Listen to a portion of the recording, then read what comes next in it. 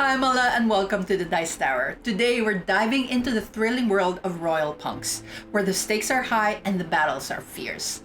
In this game, you're not just a player, you're a Royal Punk, a formidable member of a dysfunctional royal family vying for power in the aftermath of a shocking assassination.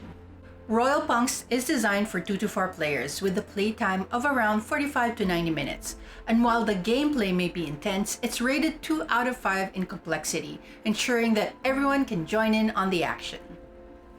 In Royal Punks, winning is all about strategy and cunning moves. To seize the crown, you have 3 options: level up your Royal Punk to level 7, control all 5 cities, or take out your rivals. It's a thrilling race to power where every choice counts. In Royal Punks, after appointing the most good-looking player to set up the game, each player selects a character and strategically positions their starting tile on the board for advantage. For example, the red player aims to control the mob and target the blue player, prompting the blue player to position themselves strategically, prioritizing access to gold for mobility and positioning behind fire as an obstacle for the mob's advance. Once positioned, players collect their units and punk dice. Each player starts with 1 royal punk, 1 commander, 6 troops, 1 cannon, 1 mansion, and 1 punk dice, all corresponding to the color on their punk card. These units are placed on the starting position tile, ready for action. Additional units are kept aside and can be acquired during gameplay. Now let's dive into the heart of the game, your turn. Here's where the real fun begins with 2 key steps: collection and action. Let's look into the collection phase. Here's the scoop: you start with 2 gold, but you have to keep an eye out for those production units like mansions that can beef up your stash with extra gold. Troops are your muscle. Place them strategically on fields with production units, including mansions. And when it comes to the mob, your control over cities determines its movement. Lead the pack to shift it 2 steps, or tie with another player for a single step. But hey, moving it is your call. The mob, a powerful force in Royal Punks, wreaks havoc by crushing military units, production units, and mansions. But fear not, Royal Punks remain unscathed by its destructive path, serving as a shield as you navigate the battlefield. Now let's get into action. Here's your chance to shape the battlefield. You can spend your gold wisely on units, commanders, cannons, and strategically place them to strengthen your position. Remember, only 1 building per tile, and keep an eye out on your production unit count. Seize advantage with power cards, choosing wisely from the options available.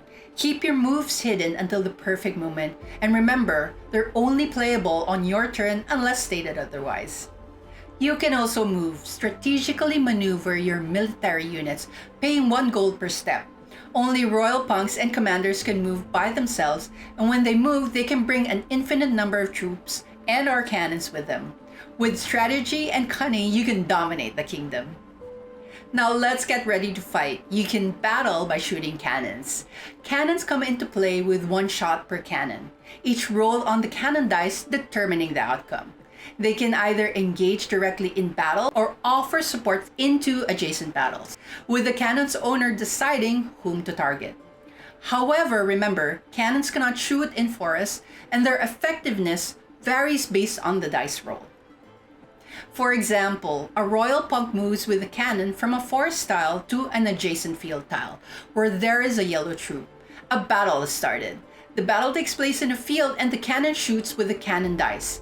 It does not matter where the punk and the cannon were moving from before entering the tile where the battle takes place. Or you can start a regular battle. Prepare to roll the dice and determine your options for the regular battle. With 3 standard battle dice guaranteed, additional dice are added depending on the various factors such as the involvement of your punk, conquered opponent's punk dice, participating with the saddest super punk, or defending a city. For example, let's look at a blue player attacking a red player in a city. The red player gets the 3 regular dice plus punk dice plus defense dice. The blue player gets the 3 regular battle dice only.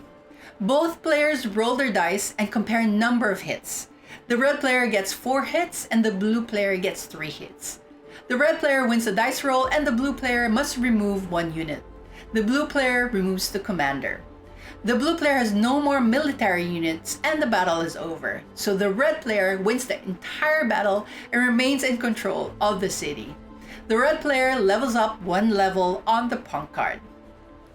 As you saw, winning a battle isn't just about bragging rights. It's about earning some sweet rewards. For starters, your royal punk gets a boost in levels, making them even more formidable. But there's more to it than that. Capturing your opponent's mansion or production unit can give you a leg up.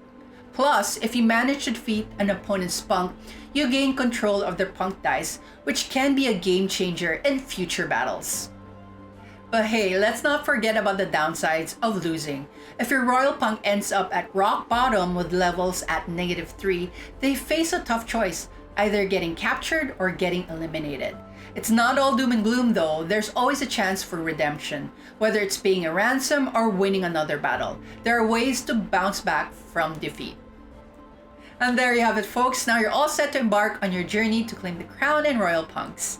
If you're ready to dive into the action, click the link to the game in the description below. Again, this is Ella. See you next time.